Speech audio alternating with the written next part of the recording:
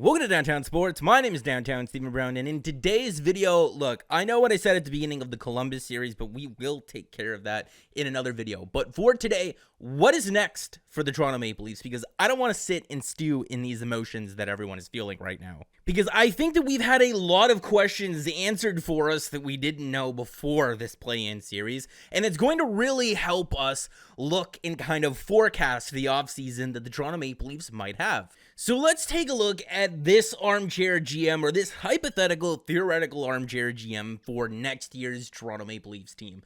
The front office has already added Alexander Barabanov and Mikko Lehtonen to this group, and I think that we've also answered the question, Nick Robertson is 100% ready to play in the NHL.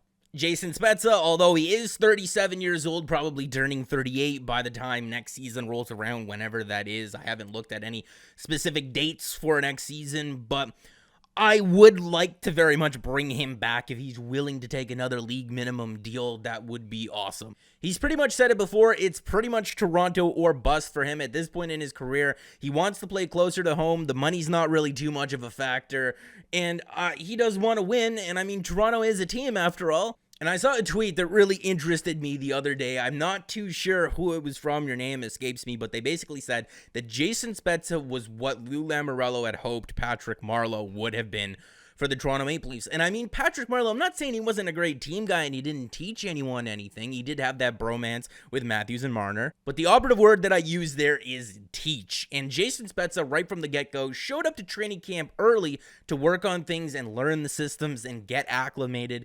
You saw him working with Nick Robertson before the play-in round. You see how he interacts with Matthews and the other core players on the ice. I really think that he taught this group a lot. That's a lot of time spent talking about Jason Spezza, but he really did leave a lasting impression on me. Moving on to a guy like Pierre Engvall, didn't even play in Game 1 of this Columbus series, and he was called out by Sheldon Keefe in the pregame to Game 1, and he said that, look, this guy did not have a very good training camp and he needs to be better. And that was a very fair assessment of him, but when you're looking at it, that's $550,000 more than league minimum, and for him to just be better than Frederic Gauthier is not enough at that price point. Still looking for a little bit more from Pierre Engvall at that price point, so I'm not 100% sure if he's a lock for this team next season. We talked about him possibly being one of the forwards left exposed to the Seattle expansion draft, which is set for June of 2021, but they might push that back because of all the dates going on now.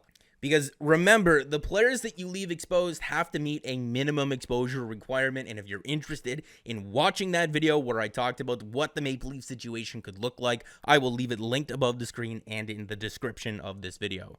Alexander Kerfoot, I said it before and I'll say it again. Having a fractured jaw and a concussion makes it very hard to play hockey, and he showed what a couple of months off could really do for a guy who went through a nightmare season. And I think at $3.5 million, I think that he gives you exactly what you need on that third line, and he gives you an actual centerman to play on the penalty kill.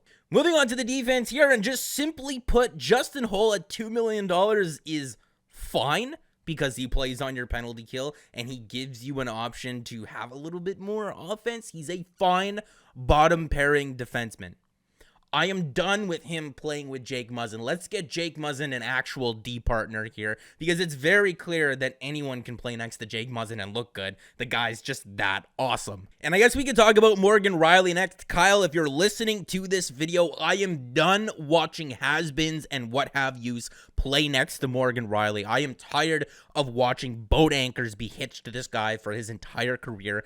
Get him someone that allows him to play confidently. Get him someone that allows him to play his game. But I do believe that Mikko Lehtonen has a very big chance or a very big opportunity to be one of those guys that either plays with Jake Muzzin or Morgan Rielly. Well, at least it would be really nice at $925K if he can come in here, because he's talked about as the Finnish Bobby Orr over in the KHL. If he can come over and just be a reliable, dependable guy that allows Morgan Rielly to play his game confidently or complements Jake Muzzin very nicely, that would be a hell of a find from Kyle Dubas. Travis Dermott. Now, if there's any Toronto Maple Leaf that's going to go back to the hotel tonight or wherever they're staying, I don't know if they're just packing up and going home, there's anyone that's going to be sitting in the dark tonight not wanting to hear a thing from absolutely anyone, it's going to be Travis Dermott because, man, oh man, that guy was given every opportunity in the world this season to show that he can be more than just a bottom pairing defenseman,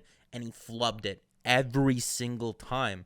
And I'm content with him being a third pairing defenseman, but we need to accept that next step for Travis Dermott probably not going to happen.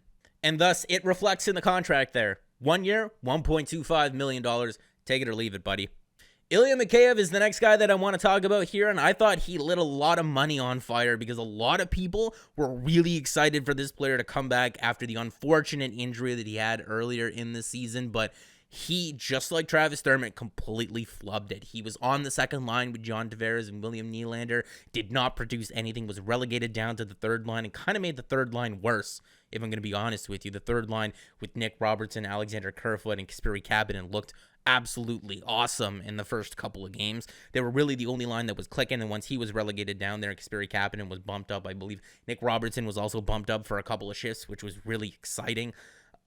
It completely killed that third line. Frederik Andersen, I mean, the second goal of Game 5 was kind of unfortunate. There was a couple of goals in the series that you probably would have liked him to have had, but with the Leafs defense that was playing in front of him, I think that he's earned himself another opportunity to come back next year, and he's earned my trust back anyway, because before this play-in series, I was legitimately concerned about him coming back next season. And I know Freddie's a fan favorite, and I might get some heat for saying that, but when you post a 5-on-5 save percentage under 900 for a couple of months straight before the season shut down, it's very easy to understand why I thought that.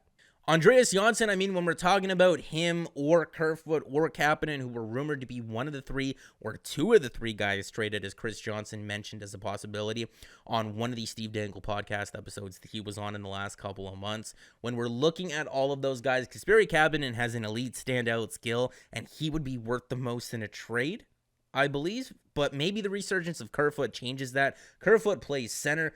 Andreas Johnsson, to me, he just doesn't have a standout skill to justify bringing him back at that price point. He's a luxury that the Toronto Maple Leafs cannot afford. And after having said all of that, what does that leave us to work with here? It leaves us with about $4.3 million to go out there and get a defenseman. If you're not confident in Pierre Engvall or his 4-game showing in this play-in series, I guess you could drop him down to the Marlies to start, and you can bring in another placeholder making league minimum, which would give you just over $4.5 million to bring in a defenseman here. And I'm going to drop some truth bombs on you now, because what does this leave us with? It leaves us with $4.6 million. As I said, do the Maple Leafs go out and make a trade? Do they sign a free agent defenseman? I know automatically the name that everyone always just steamrolls to is Josh Manson from the Anaheim Ducks. Not happening. Get that out of your head. What's that? You're still thinking about Josh Manson? Look, he's way too expensive. I am not giving up what the Maple Leafs gave up for Jake Muzzin for Josh Manson. He is not Jake Muzzin. Nowhere near Jake Muzzin. So drop it.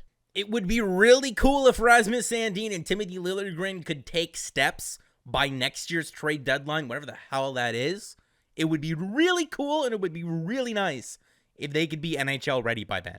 Rasmus Sandin, we know what he's capable of. He did not draw into the series against the Blue Jackets, and that's simply because you're not taking out Cody Ceci, who led the Toronto Maple Leafs in minutes on the penalty kill this season in favor of a guy that does not kill penalties. That's just not the way that coaches work. But we know what he's capable of, and I'm looking forward to him taking a step next season.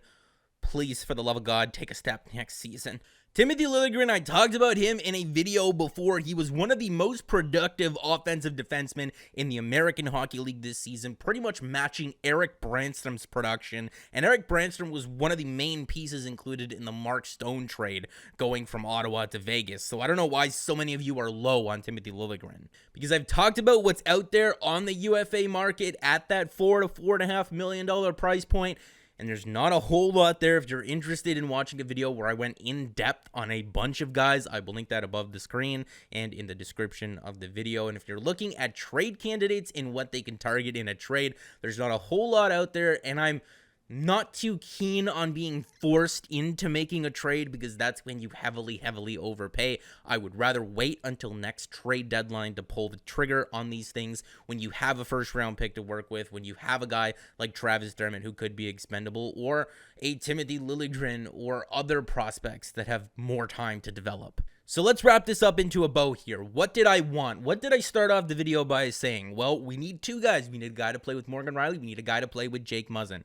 Hopefully Finnish Bobby Orr from the KHL over there can be one of those guys, and then you got $4.5 million to go out there and get the other guy. Whether that guy be coming in a trade or as a UFA, doesn't matter to me as long as he gets us here. What's a guy like Matt Roy worth in a trade? I got a Travis Dermott that I can interest you in, and I also got an Andreas Johnsson that proved by playing in this game that his hip seems okay. I mean, he had a point-blank opportunity on a 2-on-1 with Alexander Kerfoot. He kept up with him.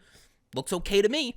Because let's say you are able to snag away a guy like Matt Roy, just look at what that does. That gives you another $4 million to go out there and allocate it to the forward group, whether that be in the form of keeping an Andreas Johnsson and maybe getting in a couple of more fourth liners there, or the money just kind of balances itself out. Maybe Jason Spezza gets a raise just a little bit of, and you find guys that are making $900K instead of $700K.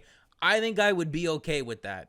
And like I said, you might not be satisfied with that defensive group come playoff time next year, but it's good enough to get you to next year's trade deadline, where it allows more time for Rasmus Sandin and Timothy Liljegren to develop, and it allows you more time to possibly make another trade. And maybe I should have said this at the beginning of the video. I know that a lot of people aren't going to be too receptive to this right now, considering the circumstances. And notice how I didn't mention the draft lottery tomorrow. The 11.5 or the 12.5% chance, whatever the hell it is, of getting Alexis Lafreniere. We will talk about that if we need to talk about that. But right now, I'm not going to be relying on it. For now, what I will say is that I am very tired of talking about the Toronto Maple Leafs. It has been absolutely exhausting ever since the Austin Matthews contract extension was announced. And then Mitch Marner's agent, Darren Ferris, piped up about how Mitch deserves just as much and how that was a joke of a contract. It has been absolutely exhausting to be a Leafs fan ever since then. If you want to go and look back at the timeline yourself, you're more than welcome to. I'm not going to sit here and do that to myself right now. I think that this last season is going to be a very interesting one to watch unfold, just because of the unprecedented times that we're in as a society. But if you're holding your breath, waiting for a very big trade to happen, I wouldn't. Not in this economy anyway, and not if, unless a Ryan Johansson for Seth Jones type trade comes available. I just don't think it would be very responsible of them to go out there and trade any of the core players.